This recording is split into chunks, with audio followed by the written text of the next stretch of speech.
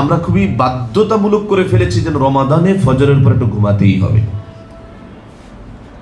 কিন্তু রমাদানে ফজরের পরে যদি আমি আরেকটু লম্বা সময় নিতে পারি, যাদের সুযোগ আছে, আল্লাহ তাআলা তৌফিক দেওয়ার মালিক, আমি আরেকটু সুযোগ নিতে পারি যে আমি ফজরের পরে একটু লম্বা সময় মসজিদে বসবো, সূর্য উদয় হবে, প্রতিদিন পারবো না, মাঝে মাঝে করি, সূর্য উদয় হবে, আমি ইশরাকের নামাজটা পড়ে বের হব।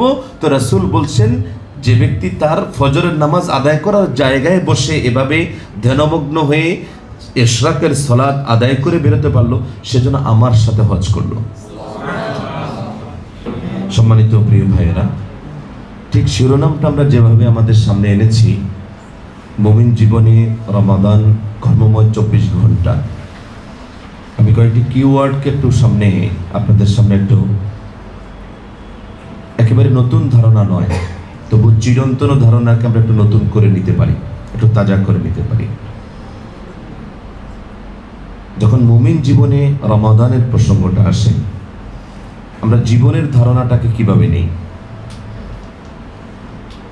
স্বাভাবিকভাবেই যদি আগে যেই বাউন্ডেড শব্দটা আছে মুমিন, এই শব্দটাকে যদি আমরা এক পাশে রাখি আর দুনিয়ার বস্তুবাদী মানুষ যেভাবে চিন্তা করে, এবং অধিকাংশ মানুষ ইমানদারেরাও তাদের ইমানি দুর্বলতার কারণে যে চিন্তা বোধ হয়ে থাকে যে দুনিয়া বুঝি সব, অথবা দুনিয়াকে নিয়ে তার জীবনের সব কাজ আবর্তিত হয়, জীবন মানেই দুনিয়ার মধ্যে ধারণাটা আটকে থাকে। কিন্তু জীবনের মালিক যিনি, তিনি জীবনকে একটা বিশেষ ধারণায় আটকে রেখেছেন। সূরা আনকাবুত আমাদের যাদের পড়া আছে, সূরা আনকাবুতের শেষাংশে, শেষ পাতায় আল্লাহ রাব্বুল আলামিন দুনিয়ার জীবনের একটা সংজ্ঞা দাঁড় করিয়েছেন। ওমাল হায়াতুদ দুনিয়া ইল্লা লাইবুন ওয়া লাহওয়ান ওয়া ইন্নাদ দারাল আখিরাতা লাহিয়াল হায়াওয়ান ওয়া ইন্নাদ দারাল আখিরাতা লাহিয়াল হায়াওয়ান। দুনিয়ার জীবনটাকে আল্লাহ রাব্বুল আলামিন খেল তামাশার বস্তুর সাথে তুলনা করে এরপরে আসল জীবনের পরিচয় দিচ্ছেন। ওয়া ইন্না আদ-দারাল আখিরাতা লাহিয়াল হায়াওয়ান। আল্লাহ তাআলা বলছেন যে আখিরাতের যে বাড়িটা আছে, আখিরাতের যে জীবনটা আছে, এই জীবনটাই জীবন, আখিরাতের জীবনটাই জীবন। এই কথাটা বোঝানোর জন্য আল্লাহ রাব্বুল আলামিন এখানে যে শব্দগুলো ব্যবহার করেছেন তার কথায় আমরা জানি ইন্না মানে নিশ্চয়ই,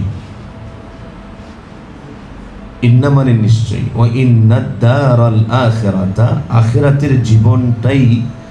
আল্লাহ তাআলা যে কথা বলেন, যে নির্দেশনা দেন, সেখানে কোনো বিশেষ দৃঢ়তা সূচক শব্দ যদি ব্যবহার নাও হয়, তারপরে এর মধ্যে স্বাভাবিকভাবে একটা দৃঢ়তা আছে কি নেই? আমি আবার প্রশ্নটা করছি, আল্লাহ তাআলার যে বক্তব্য, আল্লাহ তাআলার কোনো নির্দেশনা, সেখানে যদি কোনো দৃঢ়তা সূচক, অর্থের জন্যে দৃঢ়তা সূচক কোনো শব্দ যদি আলাদাভাবে প্রয়োগ করা নাও হয়, তাতে আল্লাহ তাআলার কথা হিসেবে এর মধ্যে একটা নিজস্ব জোর আছে না নাই? আছে। তারপর এই দর্শনটা পেশ করতে গিয়ে আল্লাহ রাব্বুল আলামিন 3টা দৃঢ়তা সূচক শব্দ ব্যবহার করেছেন। ইন্না বলেছেন নিশ্চয়ই, লাম জবর লা অবশ্যই, এরপর আরেকটা হিয়া শব্দ আছে। এই হিয়া শব্দটাও অতিরিক্ত, এই হিয়াটা এটা একটা সর্বনাম, এটাও আনা হয়েছে দৃঢ়তার জন্যে।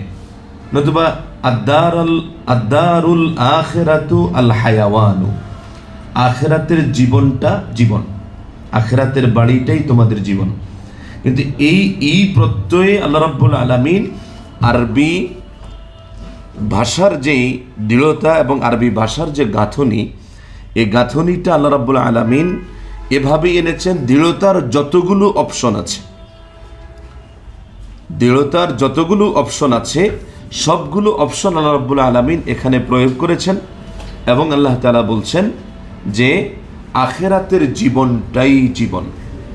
কেন আখিরাতের জীবনটাই জীবন? এ কারণে দুনিয়ার মানুষ ইন জেনারেল পিপল জীবনটাকে যেভাবে কল্পনা করে, আসলে এটা জীবন না, যেহেতু এখানে মৃত্যু আছে। যেহেতু এখানে মরণ আছে, এর একটা শেষ এভাবে ঘটে যাচ্ছে যে এখানে মানুষ কেউ চাইলেই, যেখানে মানুষ স্থায়ী হওয়ার জন্যে অনেক কিছু করে অথচ এখানে স্থায়ী হওয়া যায় না। আর যেই জীবনটার কল্পনা মানুষের সামনে কম থাকে, ধারণা মানুষ কম রাখে, অথবা বিশ্বাসের জায়গায় মানুষ দুর্বল হয়ে পড়ে থাকে, সেটা হচ্ছে আখিরাতের জীবন। ওখানে ফারিকুম ফিল জান্নাহ ও ফারিকুম ফিস সাঈদ, সে জান্নাতবাসী হোক অথবা জাহান্নামবাসী হোক, তার মরণের কোনো সুযোগ নাই। সে মৃত্যুবরণ করবেই না, চাইলেও সে মৃত্যুবরণ আর করতে পারবে না। দুনিয়ার মানুষ দুনিয়ায় তার জীবনের উপর বিরক্ত হলে কখনো, যেহেতু আল্লাহ তাআলা অপশনটা রেখেছেন পরীক্ষা স্বরূপ, যদি আল্লাহ তাআলা এটার অপশন না রাখতে তাহলে মানুষ এটা কার্যকর করতে পারতো না, আত্মহত্যা করতে পারতো না। দুনিয়ার জীবন থেকে মানুষ আত্মহত্যা করে বিয়োগ হওয়ার সুযোগ আছে যদি এটা বড় ধরনের গুনাহ, কিন্তু আখিরাতের জীবনে জাহান্নামীরা যখন জাহান্নামে পড়তে থাকবে, আত্মহত্যা করে মরে যাবে এটাও পারবে না। অতএব জীবন সেটাই যার ব্যাপারে আমাদের চিন্তাটা খুব কম জাগরিত থাকে। দ্বিতীয় যে শব্দটা আমরা আমাদের সামনে আনবো, রমাদান। রমাদানকে আমরা কিভাবে কল্পনা করি? কল্পনা নয়, বাস্তবেই যদি আমরা আমাদের প্র্যাকটিস থেকে মূল্যায়ন করি, তাহলে রমাদান কি? সিয়াম সাধনার মাস, রোজা রাখার মাস, যে মাসে মানুষ রোজা রাখে। এ ধারণার বাইরে মনে হয় 90% মানুষ, 90% মুসলিম এখন বেরোতে পারবে না। রমাদানকে, রমাদানের স্রষ্টা যিনি আল্লাহ রাব্বুল আলামিন, তিনি সিয়াম দিয়ে পরিচিত করেননি। রমাদান একটি মাস, শাহরু রমাদান। রমাদান একটি মাস, আল্লাযী উনজিলা ফীহিল কোরআন, যে মাসে কোরআন নাজিল করা হয়েছে, হুদাল লিন্নাস, মানব জাতির হেদায়েতের জন্য, ও বাইয়িনাতিম মিনাল হুদা ওয়াল ফুরকান, যেখানে মানুষের সত্য মিথ্যার তফাৎ করার জন্য যত দলিল আর যত বক্তব্য দরকার সবটাই আছে। রমাদান মাসকে আল্লাহ রাব্বুল আলামিন সংজ্ঞায়িত করেছেন। এখনকার যদি সৃজনশীল প্রশ্ন পদ্ধতির জ্ঞানমূলক প্রশ্ন করা হয়, প্রথম প্রশ্নটা যদি করা হয় যে রমাদান মাস কাকে বলে, রমাদান মাস সেই মাসকে বলে যে মাসে কোরআন নাজিল করা হয়েছে। এই ব্রড চিন্তাটা আমি ইদানিং কাছাকাছি সময়ে দুটো পাবলিক স্পিকিং মাহফিল, মানুষের ধারণাটা আমি যখন মূল্যায়ন করতে চেয়েছি, মোটেই এই জায়গায় নাই যে রমাদানের সাথে আল কোরআনের সাথে বিশেষ একটা সম্পর্ক আছে। 80% প্র্যাকটিসিং মুসলিম যারা রমাদানে সিয়াম সাধনা করেন, তাদের ধারণাটাও এই 80% প্র্যাকটিসিং মুসলিমের মধ্যেই। আবার আপনি 80% ধরেন যারা তাদের টোটাল অ্যাক্টিভিটিস যা আছে, এদের 80% অ্যাক্টিভিটিস রমাদান মাসে সাহরি আর ইফতারি নিয়ে। টোটাল দৌড়াদৌড়ি যা আছে, পেরেশানি যা আছে, সাহরিটা কেমন হবে আর ইফতারিটা কেমন হবে, এটা নিয়ে। অথচ আপনি 20%ও হয়তো পাবেন না যাদের সাথে আল কোরআনের সাথে সম্পর্ক তৈরি হয়। গতকাল একটা প্রোগ্রামে আমি কথা বলেছিলাম, কুমিল্লা কয়েকশো মানুষ ছিল। প্রশ্ন করলাম সেখানে, মাত্র গোটা রমাদানে কয়েকশো মানুষের মধ্যে আল কোরআন শুধু দেখে তেলাওয়াত করেছে, আল কোরআন দেখে তেলাওয়াত করেছে এরকম পেয়েছি 3 জন আগাগোড়া। আর অনুবাদ সহ পড়েছে মাত্র, গোটা কোরআন তো পাইনি, 1 পারা পড়েছে 1 জন পেয়েছে কয়েকশো মানুষের মধ্যে। আমি পার্সেন্টেজ মুখের কথা যা বলছি, আসলে এটা কোনো, অনেক সময় দেখবেন অনুপাতেও পড়বে না। কোরআন রমাদান মাসকে আল্লাহ রাব্বুল আলামিন যেভাবে পরিচিত করেছেন, সেই পরিচয়ের জায়গাটার সেন্টার পয়েন্টটা হচ্ছে আল কোরআন। কোরআন নাজিলের মাস যে পাবে, ফামান শাহিদা মিনকুমুশ শাহরা, কোরআন নাজিলের মাস যে পাবে সে যেন রোজা রাখে। কোরআন নাজিলের মাসে একটা বিশেষ কাজ হচ্ছে সিয়াম সাধনা। ফোকাসটা হওয়ার কথা ছিল আল কোরআন। আল কোরআন মুসলমানের জিন্দেগিতে ফোকাস হয় না। সম্মানিত প্রিয় ভাইয়ের আমার, এই দুটো কিওয়ার্ড একটু বিশ্লেষণ করার পরে, জীবন আর রমাদান, এই দুটার একটু বিশ্লেষণটা সামনে আনার পর আমি বোধ করি যে আমাদের সামনে যেই কর্মময় 24 ঘন্টা নিয়ে আমরা যা কথা বলবো রমাদান মাসে, সেটাকে আমরা আমাদের সামনে একটু সহজভাবে আনা সম্ভব। সম্মানিত প্রিয় বন্ধুগণ, এই জায়গাটায় যদি আমরা 24 ঘন্টার রুটিন ভিত্তিক কোনো বর্ণনায় যাই, এটা খুবই আপেক্ষিক ব্যাপার। আমার রুটিনটার সাথে আপনার রুটিনটার সাথে মিলবে না। আমার 24 ঘন্টার ধারা বিবরণী আর আপনার 24 ঘন্টার ধারার বিবরণী একরকম হবে না, জীবনের বাস্তবতার কারণে, পেশাগত বাস্তবতার কারণে। সে কারণে 24 ঘন্টার মিনিট ঘন্টার হিসাব নিয়ে আমার কোনো কথা নয়। 24 ঘন্টার এই জায়গাটাকে যদি আমরা ফ্রুটফুল করতে চাই, কর্মময় করতে চাই, এই জায়গাটা আমি আগে কয়েকটা দর্শন, কয়েকটা কর্মময় জীবনকে কর্মময় করার জন্যে আমি 2-3টা সূত্র আপনাদের সামনে একটু আগে পেশ করতে চাচ্ছি। প্রথম বিষয়টা হচ্ছে যে হায়াতের মালিক আমি হয়েছি, বা যতটুকু পর্যন্ত আমি হয়ে গিয়েছি, এটা কতটুকুন কোথায় গিয়ে থামবে, কোথায় গিয়ে আমার নিঃশ্বাসটা ফুরিয়ে যাবে আমি জানি না। কেবলমাত্র কন্ট্রোলটা আল্লাহ তাআলার হাতে। কিন্তু এটা কনফার্ম যে যখন আমার এটার যবনিকাপাত হবে, যখন আমার এটার সমাপ্তি ঘটবে, তখন আমি নিশ্চিত মালিকের সামনে জবাবদিহির মুখোমুখি হয়ে যাব। কি নিয়ে জবাবদিহির মুখোমুখি হব? আমার হায়াত নিয়ে। এই হাদিস আপনাদের জানা, আমি বোধ করি অধিকাংশেরই। লা তাজুল কদম ইবনি আদম হাত্তা ইউসআল আন আরবা' আন হায়াতিহি ফিমা আফনাহু। 4টি মৌলিক বিষয় সম্পর্কে আল্লাহ রাসূল বলছেন, এই 4টা প্রশ্নের জবাব দেওয়া ছাড়া কোনো বর্ণনা অথবা কোনো বিশ্লেষণে কেউ 5টা উল্লেখ করেন, এটা যেন দ্বিধায় না পড়েন। মূলত বিষয় 4টা, প্রশ্ন 5টা। আন হায়াতিহি ফিমা আফনাহু ওয়া আন শাবাবিহি ফিমা আবলাহু ওয়া আন মালিহি মিন আইনা ইকতাসাবাহু ওয়া ফিমা আনফাকাহু ওয়া মা আমিলা ফিমা আলিম। জীবন সম্পর্কে প্রশ্ন করা হবে যে জীবনটা কিভাবে কাটিয়েছে। তো জীবন কি? তারপরে পুরাতন কথা যদি আমরা তো দুনিয়ার দৃষ্টিকোণে যারা দুনিয়াকে বিশ্লেষণ করেছেন জীবনকে, তাহলে জীবনের সহজ কাছাকাছি আরো শব্দ হচ্ছে লাইফ। লাইফকে যারা খুব কম শব্দে সংজ্ঞায়িত করেছেন তারা বলছেন life a collection of moments, কতগুলো সময়ের সমষ্টি ছাড়া কিছু নয়। যে সময়টা আল্লাহ রাব্বুল আলামিন প্রতিনিয়ত এক্সটেনশন করছেন।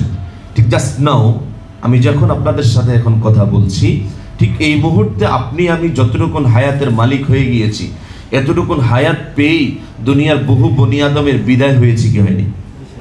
হয়েছে। তা মালিক চাইলে ঠিক অতটুকুন হায়াতে আমাকেও আটকে দিতে পারতেন। আমাকে আপনাকে সেখানে আটকে না দিয়ে আমাকে আরেকটু সুযোগ দিলেন, আরেকটু বাড়াইয়ে দিলেন। অতএব প্রতিটা মুহূর্তে আল্লাহ তাআলার দেয়া, যেটা তিনি হিসাব নিবেন, প্রথম সূত্র। দ্বিতীয় আরেকটা বিষয় আমি বলছি, সেটি হচ্ছে অগ্রাধিকারটা আমরা যেহেতু আখেরাতটাকেই বলেছি জীবন, অতএব অগ্রাধিকার আখেরাত। কতটা অগ্রাধিকার পায় আর জীবনটা কতটা কর্মময় হয়, এটা আমি ঠিক সূত্র বলছি না, আমি আপনাকে বাস্তব গল্প একটা মনে করে দিচ্ছি। অর্থাৎ মুআজ ইবনে জাবাল রাদিয়াল্লাহু তাআলার দর্শনটাকে সামনে রেখে, মুআজ ইবনে জাবাল রাদিয়াল্লাহু তাআলার সাথে যখন সকালবেলা আল্লাহ রাসূল সাল্লাল্লাহু আলাইহি ওয়াসাল্লামের সাথে দেখা হলো, রাসূল প্রশ্ন করলেন, কাইফা আসবাহতা ইয়া মুআজ, তোমার সকালটা কেমন হলো, কেমন কাটছে তোমার সকাল? ভাব বিনিময় হচ্ছে ফজরের পরে। মুআজ জবাব দিচ্ছেন, আসবাহতু মুমিনান হাক্কান, আমি তো সত্যিকার ইমানদার হিসেবে আমার সকাল শুরু করেছি। রাসূলুল্লাহ সাল্লাল্লাহু আলাইহি ওয়াসাল্লাম নিজে যেন অবাক।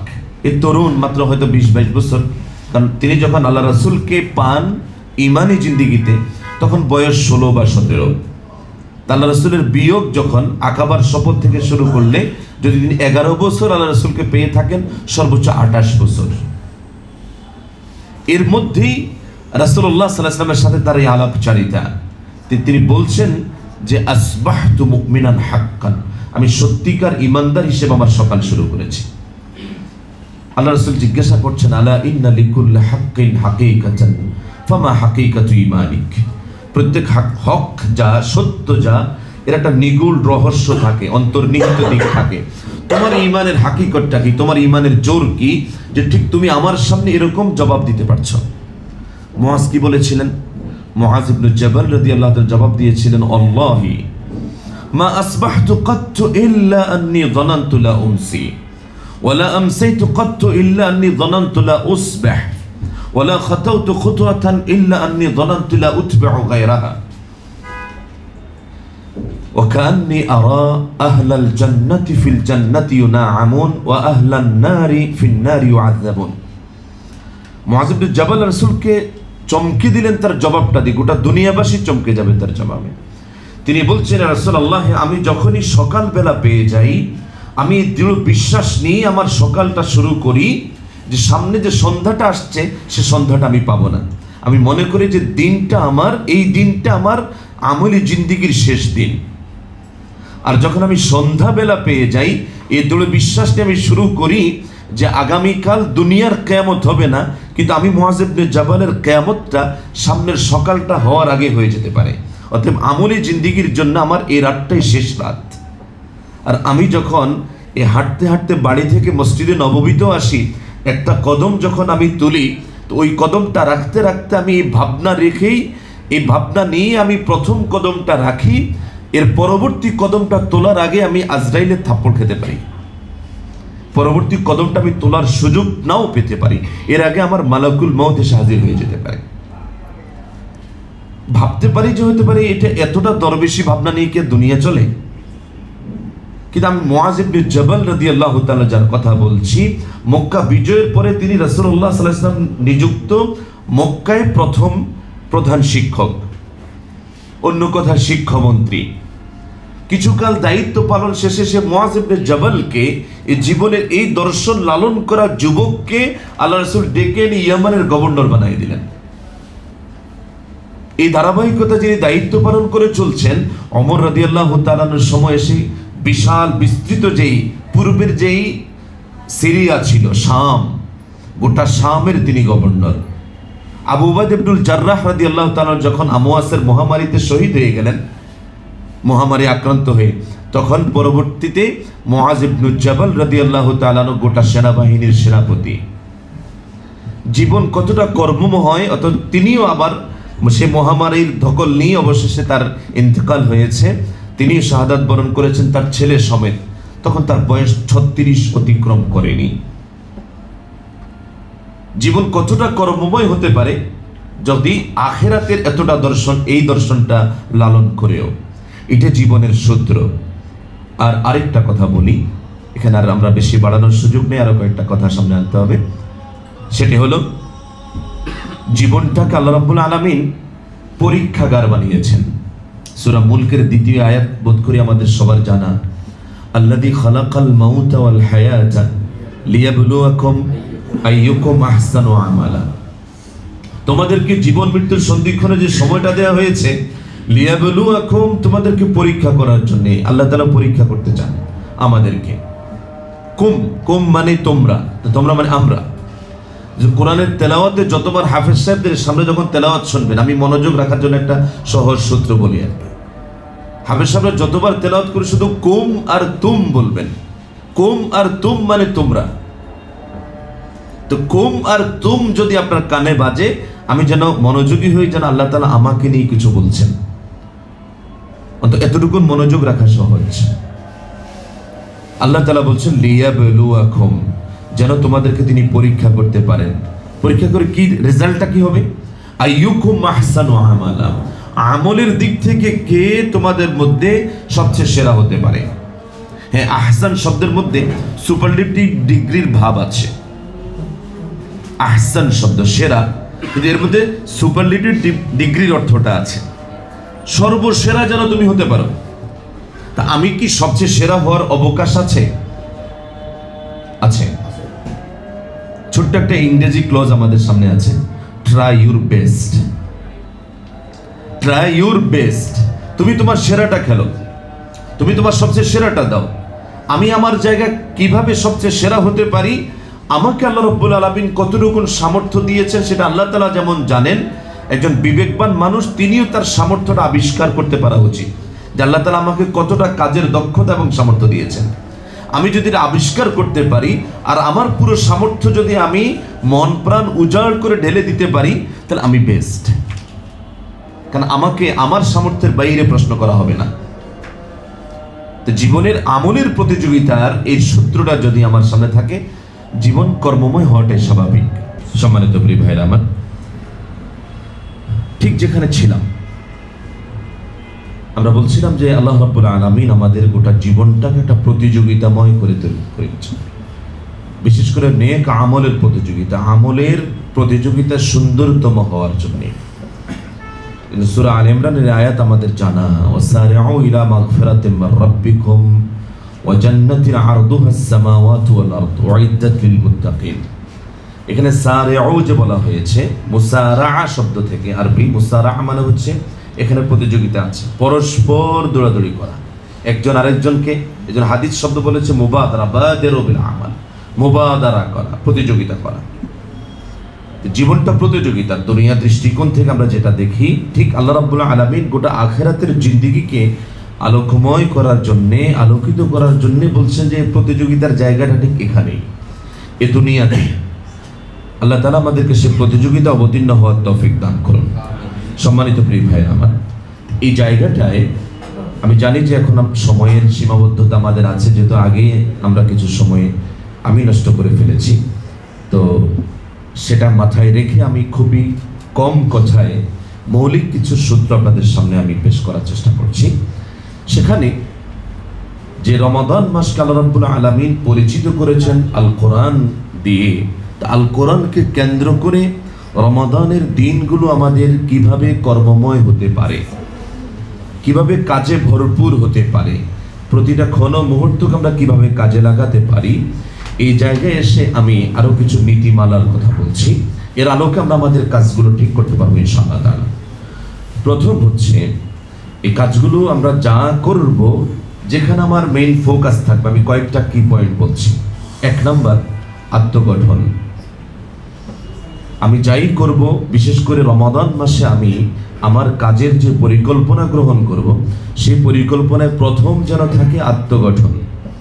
আমি আমার নিজেকে গঠন করার জন্য কি করছি, এই একটা ফার্স্ট, এই কি পয়েন্টে, এই বুলেট পয়েন্টে আমি একটা বিষয়ে শুধু আপনাদের মনোযোগ আকর্ষণ করব, সেটা হচ্ছে আত্মগঠন করার জন্য। আমি আমাকে নিজেকে গঠন করার জন্য আমার কাছে ইলম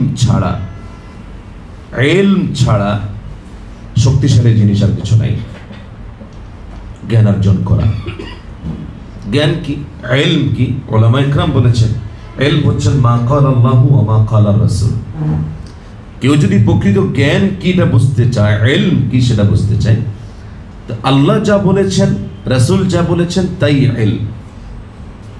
আল্লাহ তার রাসূলের বলার সাথে যা মিলে তা ইলম, বাকিটা ইলম না। এজন্য ইলমকে আধুনিক কালে যারা বিশ্লেষণ করেছেন তারা বলছেন ইলম হচ্ছে ইনফরমেশন, তথ্য, ইনফরমেশন। এবার যদি আপনি ইনফরমেশনের জায়গার দিক থেকে আপনি বিবেচনা করেন, আপনি খুবই শিওর ভাবে বলতে বাধ্য হবেন যে তথ্যের যেই এখন অবাধ জায়গাটা গোটা দুনিয়ায় আছে, বস্তুত আপনি কোনো বিষয়ে যদি অ্যাবসলিউট তথ্যটা জানতে চান, কে আপনাকে প্রত্যেকটা জিনিসের হাকিকত সম্পর্কে সঠিক তথ্যটা দিবেন? খালেক আল্লাহ তাআলা ছাড়া কারো পক্ষে সম্ভব না। বিজ্ঞানের নামে অবিজ্ঞান বা কুবিজ্ঞান চর্চা করে যখন আমাদের মাথাটাকে অস্থির করে দেওয়ার প্রক্রিয়া হচ্ছিল, বিশেষ করে গত শিক্ষাক্রমের মধ্যে, কোথাকার কি কঙ্কাল আবিষ্কার করেছে 2.3 মিলিয়ন বছর আগের, এটা নাকি মানুষের জন্মের সূচনা। আপনি কল্পনায় যাওয়ার তো কোনোই দরকার নাই, কারণ আদম আলাইহিস সালামের এই দুনিয়ায় আগমন থেকে আজ অবধি যদি হিসাব করা হয়, তাহলে দুনিয়াকে যারা বিশ্লেষণ করেন, আম্বিয়া আলাইহিমুস সালামের হায়াতের যা বিবরণ, যা বিশ্লেষণ আছে, সব মিলে এই আদম আলাইহিস সালাম থেকে শুরু করে এ পর্যন্ত গোটা দুনিয়ার বয়স তো 10,000 বছরের বেশি না, 10,000 বছরের বেশি না। তা আপনি কেন এই মানুষকে বোঝার জন্য সেই কঙ্কাল আবিষ্কার করে এরপরে ডারউইনের তত্ত্বের কাছে গিয়ে আপনাকে এত কল্পনার বস্তু আবিষ্কার করতে হবে? নিষ্প্রয়োজন। এই জন্য এখানে যদি আমরা বস্তুত প্রত্যেকটা বিষয়ের সঠিক ইনফরমেশনটা জানতে চাই, সঠিক তথ্যটা জানতে চাই, ব্যক্তি সম্পর্কে, বস্তু সম্পর্কে, দুনিয়া সম্পর্কে, দুনিয়ার লয়, সমাপ্তি, অবশেষে আখিরাত, আল্লাহ তাআলার কাছ থেকে যে ইলম, তাছাড়া আমাদের কাছে কোনো সোর্স নাই, ওহী।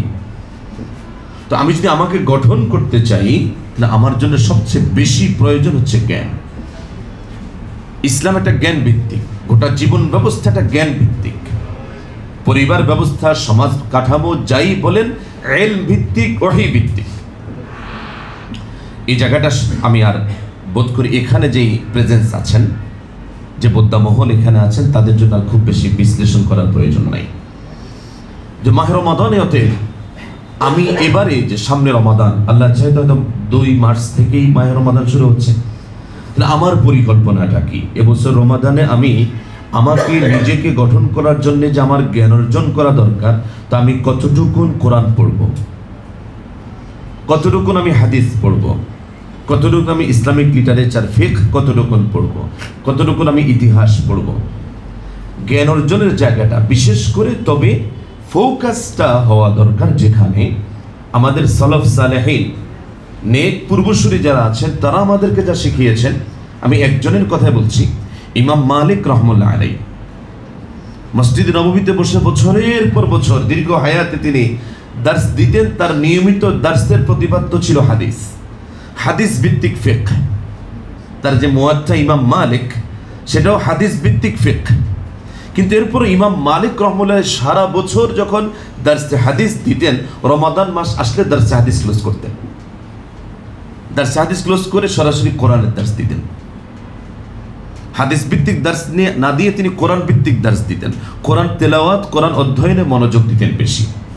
রাসূলুল্লাহ সাল্লাল্লাহু আলাইহি ওয়াসাল্লামের, আপনারা যখন এই ওহী অবতীর্ণের যে হাদিসগুলো আছে সহিহ বুখারীর একেবারে প্রথম দিকের হাদিসগুলো, যদি বড় হাদিসটার পরে হাদিসটা পড়েন, আয়েশা রাদিয়াল্লাহু তাআলা বর্ণিত যে হাদিসটা আছে ওহীর নাজিল হওয়ার ধারাটা, এর পরের হাদিসটা পড়বেন যে রাসূলুল্লাহ সাল্লাল্লাহু আলাইহি ওয়াসাল্লামের কাছে রমাদান মাসে প্রত্যেক রাতে জিবরিল আলাইহিস সালাম আসতেন, প্রতিদিন আসতেন।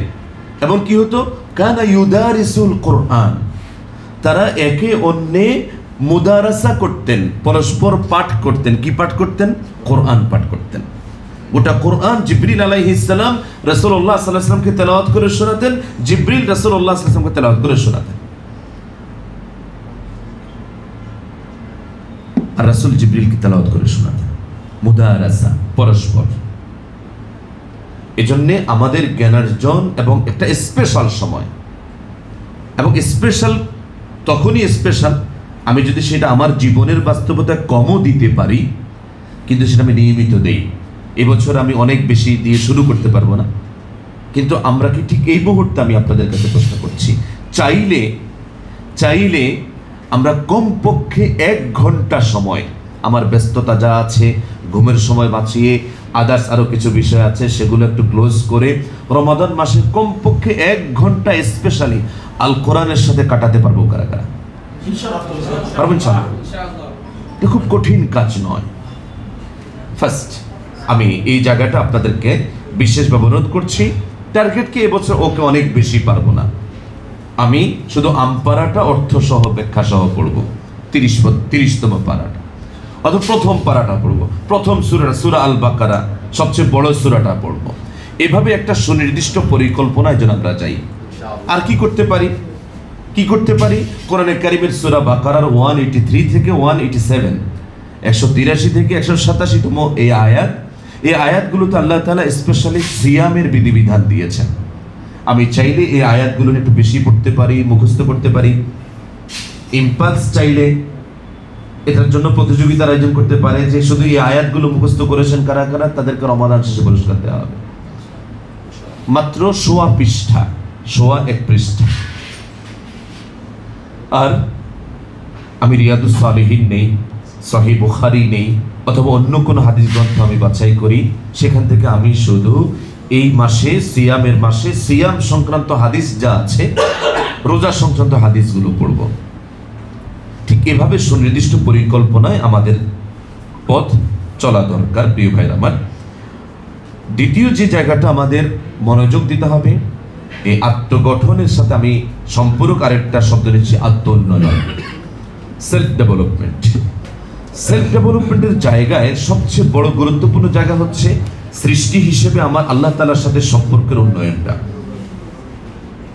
আল্লাহ তাআলার সাথে আমার সম্পর্কের উন্নয়ন, আল্লাহ তাআলার সাথে আমার সম্পর্কের উন্নয়নের জন্য সবচেয়ে শক্তিশালী মাধ্যম হচ্ছে সালাত। তা আমি যেন এবার আবিষ্কার করতে পারি যে এবছর রমাদান শুরু হওয়ার আগে সালাতের ক্ষেত্রে আমার গাফলতি কি আছে। আমার কখনো কাজা হয়ে যায়, কখনো জামাত ছুটে যায়, আমি এখন খুব কম সময় নিয়ে পড়ি, সুন্নতগুলো হয়তো ঠিকমতো আদায় করি না, কি কি গ্যাপগুলো আছে এগুলো সংস্কার করে সংশোধন করে এবার আমার উন্নয়নের জায়গা হবে এই রমাদান, এগুলো আমি শুধরাবো। এবার একটু বেশি সময় নিয়ে পড়বো, সুন্নত সহ পড়বো, এবার আমি নফল সালাতগুলো একটু বেশি আদায় করব। এভাবে আমার ব্যক্তিগত উন্নয়নের জায়গায় সবচেয়ে বড় জায়গাটা হচ্ছে আল্লাহ তাআলার সাথে আমার সম্পর্ক উন্নয়নের জায়গা। অতএব এ সারা দিনে আমার ফরজ সালাত যা আছে, এর মধ্যে সুন্নত নফল সালাত যেগুলো আছে, তাহাজ্জুদ সহ এই জায়গায় যেন আমার বিশেষ পরিকল্পনা থাকবে। একই সাথে সিয়ামের ব্যাপারে আমার সতর্কতা, এ ব্যাপারে আমরা সাধারণভাবে খুব অ্যালার্ট থাকি।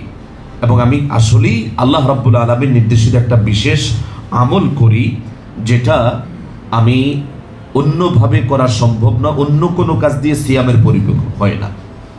এটা আল্লাহ তাআলা তার স্পেশাল তার নিজের জন্য গ্রহণ করেছেন। হাদিসগুলো জানা, আমি সময় বাঁচানোর জন্য একটু দৌড়াচ্ছি। এই জায়গাটায় আমাদের আরো দুটো জিনিস আমি বলছি, একটা আরেকটার পরিপূরক হবে। প্রথম বলছি জিকির। আমরা জিকির করব বেশি। কিভাবে জিকির করব? ওকে, এবার অনেক বেশি পারবো না, তাহলে আমি আমার পরিসরে, আমার পরিবারের পরিসরে যেখানে আমি আছি, অনেক সময় ইন্ডিভিজুয়ালি হয়ে ওঠে না, তাহলে আমরা কালেকটিভলি আয়োজন করি। সাহরি খাওয়া শেষ, 15-20 মিনিট সময় এখনো আছে, ঘরের সবাই বসে যাব, সব আপনার আজকারুস সাবাহ যা আছে, সকালবেলার যে মূল জিকিরগুলো আছে 15 থেকে 20 মিনিট লাগবে, এই জিকিরগুলো এক একদিন এক একজন পাঠ করবেন, অন্যজন শুনবেন, অথবা সবাই কোরাসলি পাঠ করতে থাকবেন। ইফতারের সময় আবার যেন আমি ইফতারের একটু 20 মিনিট আগে বসি, ঘরের লোকদেরকে নিয়ে বসি।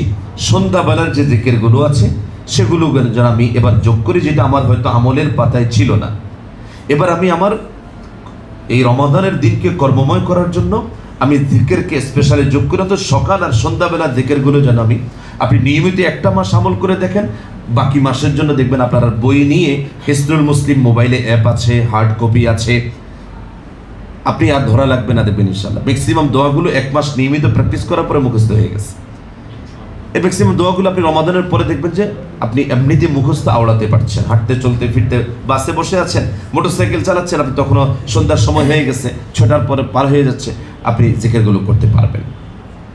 বিশেষভাবে আমরা একটু কোরআন রিসাইটিং, যেটা বিশুদ্ধভাবে তেলাওয়াতে যেন আমরা একটু বেশি সময় দেই, এই জায়গাটা আমাদেরকে একটু বিশেষভাবে মনোনিবেশ করা দরকার।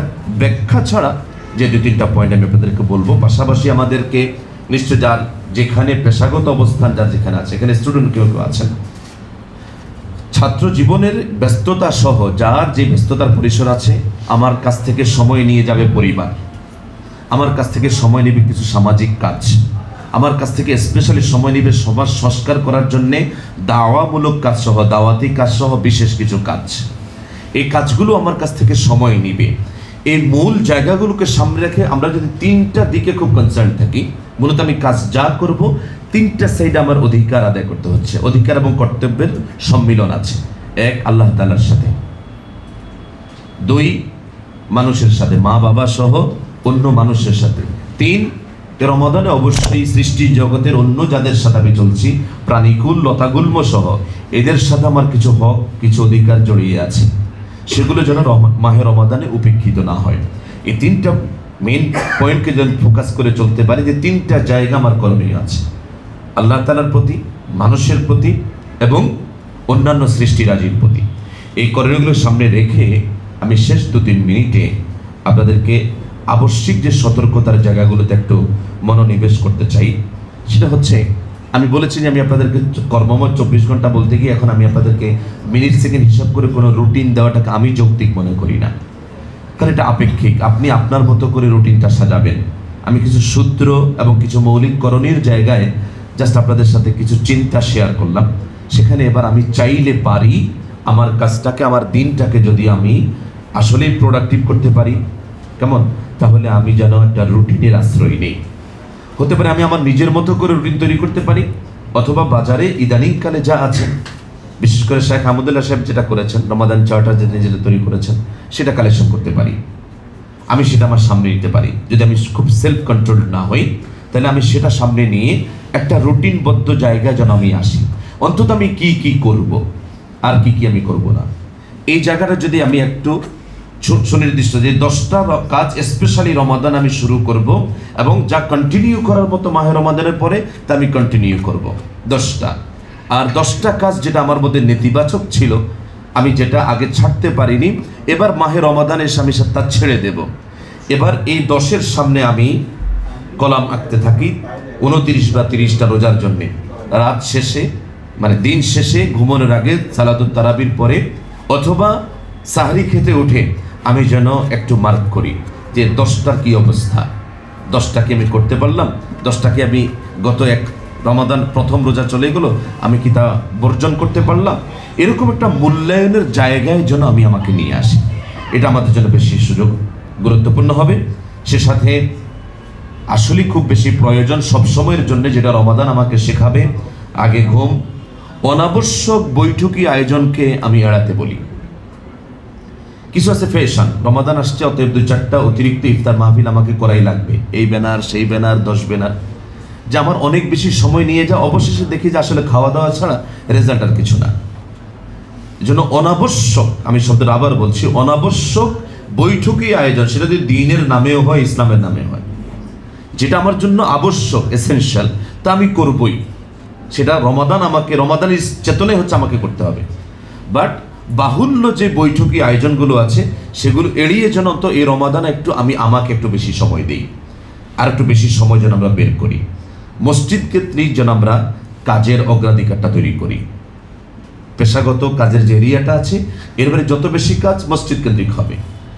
ইফতার মাহফিল করার জন্য আমি পাবলিককে অনেক জায়গায় এবার শেয়ার করেছি, ঠিক শাবান মাস শুরু হওয়ার পরে, যে ইফতার মাহফিল করার জন্য আমাদের ছেলেরা কত বেশি কষ্ট করে, কালেকশন করে। আমি ঢাকায় 2-1টা মসজিদে এগুলো প্র্যাকটিস করিয়েছি।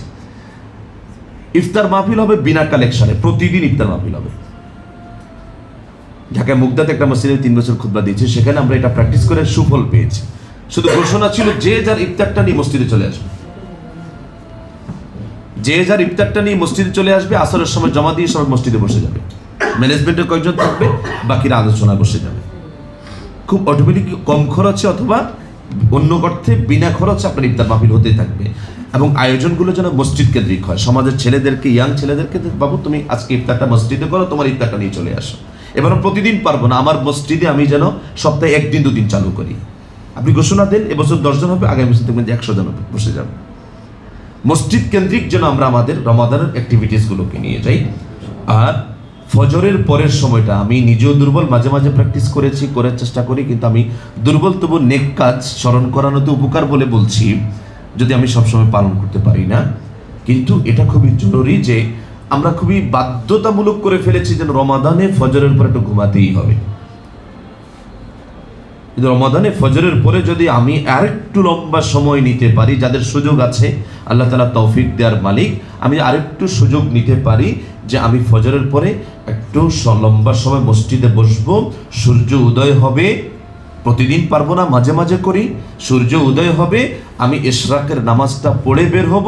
তো রাসূল বলছেন যে ব্যক্তি তার ফজরের নামাজ আদায় করার জায়গায় বসে এভাবে ধ্যানমগ্ন হয়ে ইশরাকের সালাত আদায় করে বেরোতে পারলো, সেজন্য আমার সাথে হজ করলো, সেজন্য আমার সাথে উমরা করলো। এই জায়গাটা যেন আমরা এবার অন্তত রমাদানে কয়েকটা দিনও যেন যুক্ত করতে পারি, কয়েকটা রাসূলের সাথে হজ আর উমরার সওয়াব যেন আমরা যুক্ত করার চেষ্টা করি। শেষ দশকের জায়গায় যেন আমরা আরেকটু বেশি নজর দিই। আমাদের ফোকাসটা যেরকম সাধারণ মানুষের শবে বরাতে ঢুকেছে, অথচ শবে কদর ঈদের মার্কেটে ঢুকে পড়ে উপেক্ষিত। কোন জায়গায় শবে কদরটা চলে যায়, এবার আমরা একটু যে যার জায়গায় প্ল্যান করি। যত ব্যস্ততা আছে 20 রমাদানের আগে শেষ, আমি একটু অপেক্ষা, ঈদ মার্কেট, ঈদের ব্যস্ততা যা আছে 20 রমাদানের আগে শেষ। এবার একটু আমি আত্মমুখী, আমি একটু আত্মমুখী। শেষ কথাটা ঠিক এভাবে যতগুলো কাজ আমার সামনে আসবে, সে জায়গায় যদি আমি একটু মুহাসাবা করি আমার নিজের, যেটাকে আমরা ইহতিসাব শব্দে জানি, মুহাসাবাতুন নফস। ইবনে ওমর রাদিয়াল্লাহু তাআলা আনহু বলছেন, হাসিবু আনফুসাকুম ক্বাবলা আন তুহাসাবু, তোমরা আল্লাহ তাআলার সামনে দাঁড়িয়ে অবশ্যই হিসাব দিতেই হবে। সে জায়গায় আল্লাহ তাআলার সামনে দাঁড়িয়ে হিসাব দেওয়ার আগে নিজেদের হিসাবটা নিজেরা গ্রহণ করো। সেই হিসাব গ্রহণ করার জায়গাটা দুনিয়ায়। আমরা যেন এইভাবে হিসাব গ্রহণ করে করে, এখন যা হয় যে রমাদানের প্রথম রাতে যা জৌলুস দেখা যায় দ্বিতীয় রাতে আর দেখা যায় না, অথচ তাকওয়া অর্জনের আবেদনটা তো এই জায়গায় যাওয়ার কথা যে প্রথম রমাদান আমি যতটা অ্যাক্টিভ, দ্বিতীয় রমাদানে তার চেয়ে আরেকটু কম হওয়ার কথা না বেশি হওয়ার কথা, তৃতীয় রমাদান আমার তাকওয়ার মানটা আরেকটু বাড়ার কথা না কমার কথা। অবশেষে রমাদানের এই এক মাসের সিয়াম সাধনা মুসলিম উম্মার জন্য একটা শক্তিশালী জেনারেশন উপহার দেওয়ার কথা। কিন্তু আবার সে আনপ্রোডাক্টিভ জায়গায় যেন আমরা চলে না যাই, ওই যেই রমাদানের আগে যেমন শাওয়াল মাসের 1 তারিখ থেকে আবার ঠিক তেমন ফজরের নামাজও নাই, জোহরের নামাজ তো কোন ফাঁকে হাঁটতে চলতে ঘুরতে ফিরতে শেষ হয়ে গেছে, এমনটা জায়গায় যেন আমরা চলে না যাই। আল্লাহ তাআলা আমাদেরকে সেই তৌফিক দান করুন। আমি দুঃখিত যে আপনাদের একটু বাড়তি সময় মাগরিবের পরে নিতে হলো। আমি যা বলেছি উপকারী আমাদের জীবনের জন্য যা আছে, আমি যেন সবার আগে এবং আমরা সবাই যেন সে কথাগুলো অনুধাবন করে আমল করে চলতে পারি। আল্লাহ তাআলা আমাদেরকে তৌফিক দান করুন। আমিন। আসসালামু আলাইকুম ওয়া রাহমাতুল্লাহ।